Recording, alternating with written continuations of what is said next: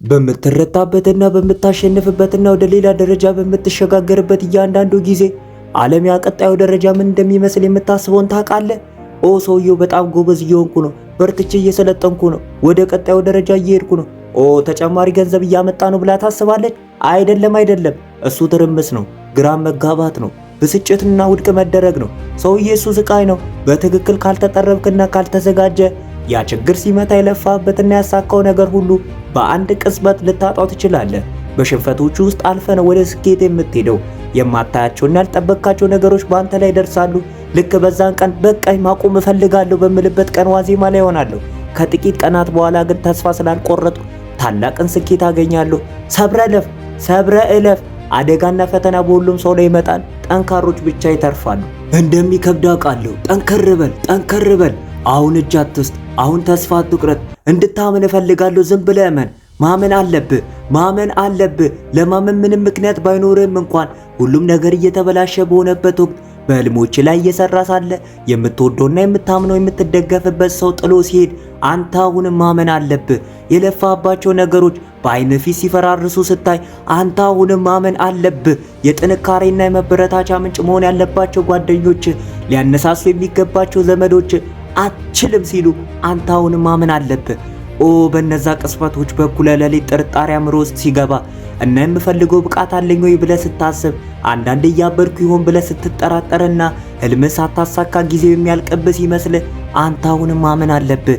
በኪስ ምንም ገንዘብ ሳይኖር እና ብዙ ጊዜ ከገንዘብ ይልቅ ወሩ ሲረዝምብህ ሲያስቸግርህ፣ እንዴት እንደምትተርፍ ሳታቅ፣ ደሞዝ ሳይመጣ እንደጠፋ ስታቅ አንተ አሁንም ማመን አለብህ። አንዳንዴ ብቸኝነት ሲሰማና ስታለቅስ እና ጀርባ ከግድግዳ ጋር የተጣበቀ ሲመስልህ አንተ አሁንም ማመን አለብህ። ወሳኙ አካል አንተ ነህ አይደለም፣ ሁኔታዎች ናቸው አይደለም፣ ያለፈ ታሪክ አይደለም። አንድ ነገር እንዲሳካ ከፈለግ እሱ አንተ ነህ። ታሪክን የምትወስነው አንተ ነህ። ታሪክን ማንም እንዲጽፍልህ አትፍቀድ። ማንም ሰው ይሄ ይበዛል ወይም አይበቃም እንዲልህ አትፍቀድ። ምን ማድረግ እንደምትችልና እንደማትችል ማንም እንዲነግርህ አትፍቀድ። ይህ አንተ ጉዞ ነው። አንተ ተጎጂ አይደለም። ጉዞን አንተ በፈለግከው መንገድ ሊጠናቀቅ ይችላል። ነገር ግን ከፈለግከው መትጋት አለብህ። ከመሳካቱ በፊት ብታምነው፣ ቀን እንደሚመጣ ብታምን፣ ዛሬ የምትከፍለው መስዋዕትነት ዋጋ እንደሚያመጣ ብታምን፣ አዎ ፈታኝ ነው፣ ግን እንዲሳካ አደርገዋለሁ። ገንዘብ የለኝም፣ ግን የማገኝበትን መንገድ እፈልጋለሁ። አይሆንም አሉኝ። እሺ አዎ የሚለኝን እስካገኝ ድረስ ተመልሼ እመጣለሁ። ህልም የሚመጣው ስትገፋው ነው። እሱ ሕያው ነው፣ ውስጣዊ ነው። እንዴት ታውቃለህ? ስሜቱ ይሰማል። ስለሱ ታምናለህ። በየቀኑ ትበላለህ፣ ትተኛለህ። ሰዎች ሲያወሩ ይህ በጣም ከባድ ነው ይሉሃል። አንተ ግን ግፋ፣ ከህመሙ በላይ ግፋ። ተስፋ አትቁረጥ፣ ግፋ እና ወደ ስኬት መንገድ ግፋ። ራስን ወደ ቀጣዩ ደረጃ ግፋው። ምንም ቢጠይቅ ለማድረግ መወሰን አለብህ። ገንዘብ እንደሌለኝ አውቃለሁ፣ ትምህርት እንደሌለኝ አውቃለሁ፣ ግን ያ ደግሞ እንዲያስቆመኝ አልፈቅድም። እኔ አደርገዋለሁ። ለምን የሚል ምክንያት ሊኖር ይገባል። ለምታደርገው ነገር ምክንያት ሊኖር ይገባል። 3 ጊዜ ወድቀ ከዛ በላይ አልነሳም ባልከበት ወቅት እንደገና እንደምታምን የሚያደርግ ምንድን ነው? ምን ይገፋል? ምን ያንቀሳቅሳል? የሚያንቀሳቅስህ ምክንያት ካላወቅ አትዘልቀውም። በሆድ ውስጥ ያለው እሳት ምንድን ነው? ተስፋ መቁረጥ ስትፈልግ ምን ያበሳጫል? ምን ያነሳሳል? ነገሮች ሲከብዱ እንድታቆም የሚያደርግ ምንድን ነው? ፍጥነትን ቀንሰ ከባድ ነው በሚለው ወሬ ከመሸነፍ ይልቅ ሰብረ እንድትወጣ የሚያደርግ ምንድን ነው? የእኔ ምክንያት ሁሉም ሰው ስህተት መሆናቸውን ማረጋገጥ ነው። ሁሉም ተጠራጠሩኝ፣ ሁሉም አይሳካለትም ብለው አሰቡ። ሁሉም ስህተት መሆናቸውን ማረጋገጥ እፈልጋለሁ። አሁንም እያረጋገጥኩ ነው። አሁን ትልቅ ቢዝነስ አለኝ፣ ግን አሁንም እንደ ድሃ እሰራለሁ። ያላግጡብሃል፣ ይስቁብሃል። ተስፋ መቁረጥ ትፈልጋለህ። ሰውነትህ በቃኝ ይልሃል። ትልቅ ቢዝነስ ገብቻለሁ፣ ዝያለሁ። የዛሉ ሰዎች ናቸው ታላቅ ነገር የሚገነቡት። ማረፍ ከፈለግ ማረፍ ትችላለህ፣ ግን በቁጭት ትሞታለህ። ከምትገምተው በላይ ጉልበትና የተረገመ ጊዜ ይጠይቃል። በሚሊዮን የሚቆጠሩ ጊዜያት ተስፋ መቁረጥ ያምርሃል። ይህ ደግሞ ከ5 ዓመት ከ10 ዓመት ወይም ከ20 ዓመት በኋላ አይቆምም። አንዳንዴ እዚህ መጥቼ ይህ እብደት ነው የምልባቸው ቀናቶች አሉ። ግን ምን እንደማደርግ ታውቃለህ?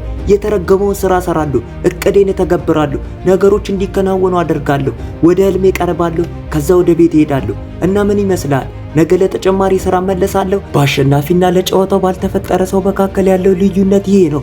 ለጨዋታው የተፈጠረ ሰው በእነዚህ አስቸጋሪ ጊዜያት ውስጥ ያልፋል። ይበሳጫሉ፣ ይጮዋሉ፣ ይሳደባሉ፣ ተውኩት እንኳን ይላሉ። ግን ነገ ሲመጣ ስራውን ለመጀመር የመጀመሪያ ይሆናሉ። በሂደት ውስጥ ተስፋ አልቆርጥም፣ እጅ አልሰጥም፣ አልሸነፍም። ያንተ ችግር ህመምን ወደ ጥንካሬ ለመቀየር ነው። ህመሙን እንድትቀበለው ጋብዛለሁ፣ እንድታጠና እንድትለማመድ ጋብዛለሁ። ዓለም ሁሉ አንተነህ መለኪያው እስክትል ድረስ እንድትጫወት ጋብዛለሁ። በሂደቱ በችግሩና በህመሙ ውስጥ ለማለፍ ዝግጁ የሆነው ማን ነው? ህመሙን አልፎ መለኪያውን እስክታልቅ ድረስ እስክትደግም ድረስ ጋብዛለሁ። በየቀኑ በድካም እንድትጨርስ ጋብዛለሁ። ወደ ሜዳው እንድትገባ ጋብዛለሁ። እንድትተገብር ጥንካሬ እንድታገኝ እጋብዛለሁ። ተነስተ ማንም ሊያቆም እንደማይችል እንድታሳያቸው ጋብዛለሁ። በህይወት ውስጥ ምንም አይነት እፎይታ አይሰጥህም። ራስን የምትፈጥረው ሁላችንም በህይወት ውስጥ እየተፈተንን ነው። ያን ፈተና እንዴት እንደምትጋፈጠው የቀረው ህይወትህን ይወስነዋል። እንዴት ወደፊት እንደሚሄድ የማላቃባቸው ብዙ ጊዜያቶች አሉ። ግን ራሴን አንድ ጥያቄ ጠይቃለሁ። ሌላ አንድ እርምጃ መራመድ ትችላለህ? እና መልሱ ሁልጊዜ አዎ ነው። እነዚህ ሁኔታዎች የበለጠ ጠንካራ ያደርገዋል። አጋንንት ተግዳሮቶች መጥተው ሲያጠቁ ሊቋቋማቸው የሚችል ሌላ ማንነት በውስጥ ፍጠር። ሁላችንም ራሳችንን የመለወጥና የተሻለ ነገር የማውጣት ብቃት አለን። ከፊት ምንም ቢኖር መትጋት አለብህ። በሚያጋጥሙኝ ነገሮች ሁሌ እወድቃለሁ፣ ግን አሁንም እተጋለሁ። ከማደርጋቸው ነገሮች ግማሹን ማድረግ አልፈልግም፣ ግን አሁንም እተጋለሁ። አንድ ቀን እኩለ ሌሊት ላይ በጨለማ መንገድ ላይ ስሮጥ ካየኝ አንድ ነገር ወቅ እየተጋው ነበር። እያልኩት ያለው ተስፋ አትቁረጥ ነው። አትረፍ አላልኩም፣ አትድከም አላልኩም። ተስፋ አትቁረጥ ነው ያልኩት። በአእምሮ እረፍት መውሰድ የለብም። በአእምሮ ሁልጊዜ ከግብ ጋር መገናኘት ትችላለህ። ሰዎች በችሎታ በስብዕና ወይም በውጤት ፈተና ይለካሉ። የታላቅ አሸናፊ ልብ የሚለካ ፈተና ግን ማንም አልሰራም። ልብ ሊኖር ይገባል። ልብ ይኖርህ። የተሰጠን ህይወት ዝም ብለህ ተቀበል። እድል ትፈልጋለህ? ተስፋ ቁረጥ እንድል ትፈልጋለህ?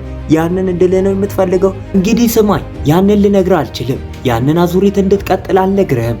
ያንን አዙሪት ሰብረህ ውጣ ነው የምልህ። የትም ብትሆን ያለህን ተጠቀም። የምትፈልገውን አግኝ። አእምሮን ተጠቀም። ራዕይን ተጠቀም። ህልምህን ተጠቀም። ሰው እንደሚያስበው ነውና ከችግር የምትወጣበትን መንገድ አስብ። አልቅሰህ ውጣ። በውስጥ ምክንያት አለ። ከዚህ የተሻልኩ ነኝ፣ ከዚህ ጠነክራለሁ፣ ይህንን አልፋለሁ፣ ህልሜን እኖራለሁ፣ የህይወት ዓላማዬን አገኛለሁ፣ ከዚህ የተሻለ ይገባኛል። ይህ ለህይወት የመጨረሻ አይሆንም፣ ከዚህ በላይ ይገባኛል። ይህ አንዳንድ ነገሮችን ደግሞ እንድታደርግ ያስገድዳል። በስህተቶቼ ምክንያት ራሴን ከመውቀስ ይልቅ የተሻለ ማድረግ እድል ማየት ስጀምር፣ የምፈልገውን ለማሳካት የሚያስችሉኝ ማስተካከያዎች ማድረግ ስጀምር ነገሮች መለወጥ ይጀምራሉ። ካመንክ ትችላለህ።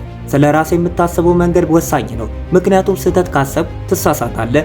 ዝቅ ብለህ ካሰብ ትወድቃለህ። ሐሳቦች ወደ ታች ይጎትቷል ወይም ወደ ላይ ያነሱዋል። ራስን የምታይበት መንገድ ለውጥና ለግል ጉዳዮች ትኩረት ስጥ። ያንተ ስራ ካንተ የተሻለ ማንም እንደማይሰራ ወቅ። በተስፋ ህግ ደግሞ መኖር አለብህ። ህይወት ከነበረው የተሻለ እንደሚሆን መጠበቅ አለብህ። ደግሞም ይሆናል። የማይሆንበት ምንም ምክንያት የለም። ለራሴ የምትናገረው ንግግር እንድትለውጥ እጋብዛለሁ። ራስን አይን አይኑን እያየ እኔ የምለው ደግሞ ይህ ህይወቴ ነው። እነዚህ ህልሞቼ ናቸው። የፈለኩትን ማግኘት እችላለሁ። የፈለኩትን መሆን እችላለሁ። የፈለኩበት መሄድ እችላለሁ። ደፋር እስከሆንኩ ትልቅ እስከሆንኩና እስካልሞለኮስኩ ድረስ ማንኛውንም ነገር ማድረግ እችላለሁ እና ይህንን ለማድረግ የሚያስፈልገኝ ነገር ሁሉ ቀድሞውኑ በውስጤ አለ። ግቦቼና ህልሞቼ አይሸነፉም። እኔም አልጠፋም። የኔም የሆነው በጽናት እጠብቃለሁ። እነዚህ ህልሞቼ ናቸው። ይህ ህይወቴ ነው። ከዛሬ ጀምሮ እኖረዋለሁ። ሰብስክራይብ ማድረግ አይረሳ። ይመቻችሁ። አቦ ፈታ በሉ።